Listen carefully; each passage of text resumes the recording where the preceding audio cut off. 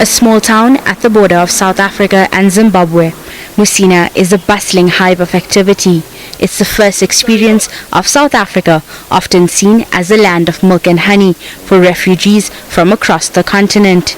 Asylum seekers trek hundreds of kilometers to get here, and many of them enter the country illegally, crossing no man's land to crawl to a better future, only to have their rights violently violated. When these Zimbabweans enter our country, they never use port of entry, but they used to come here through the river. That is why when they enter deep into the bush at no man's land, people were attacked therein. And other issue that made that they may be attacked while they are still in Zimbabwe, when they want to come, people confronted them that we can assist you to cross here. When they are now assisted deep in the bush, it is where then those suspects were taken out bangers and also firearm and robbed them. Others were raped there. Many flee wars or leave in search for a better life, but for some the journey ends with HIV and ultimately AIDS. My name is Nata. I come from Zimbabwe. I am 18 years old. The time when I left to go to South Africa, when I crossed Limpopo, there's another man raped me. Musina shelters are filled with women who carry the scars of their abuse while crossing the river. Transfer or transactional rape are some women's only option, even once they are here and economically vulnerable. At the shelter, a pregnant minor tells of her abuse. Saying that she was staying in Zimbabwe, where she was staying with her relatives. And her aunt introduced her to this guy, and she forced her to marry the guy while in Zimbabwe. Then the guy came with her to South Africa. They came to South Africa through the river, and they went to some farms close to Musina at Kaimaima.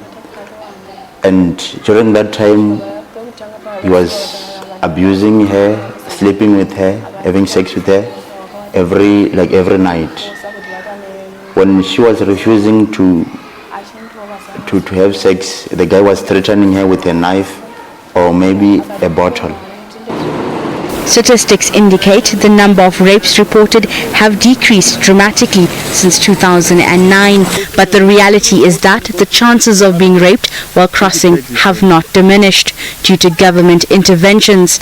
There are simply less people entering the country illegally. From 2010, the number we're reducing. Even now, of the people who are coming across, because most of the people who are crossing are Zimbabweans. Even now, the number which is increasing are Congolese. In Zimbabwe, things are improving politically and economically. So people were coming in numbers because they were running away from political violence and problems concerning politics in Zimbabwe. Now they are no more coming in numbers. And I don't have the lights. The rape continues and no one is safe.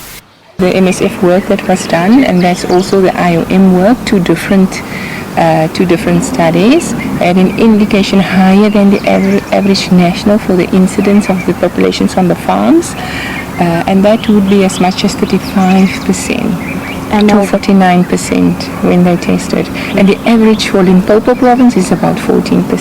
Okay. The impact of these rapes are very real.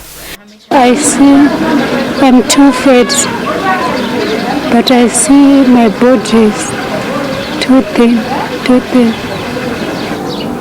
Then doctor come here, then private doctor come here and take me, and I go to Messina hospital, and I live for 3 weeks, and doctor said positive. For those who do not enter South Africa through the border, rape and HIV are not faraway possibilities. It is part of their day-to-day reality. Hasina Gori, SABC News, Musina.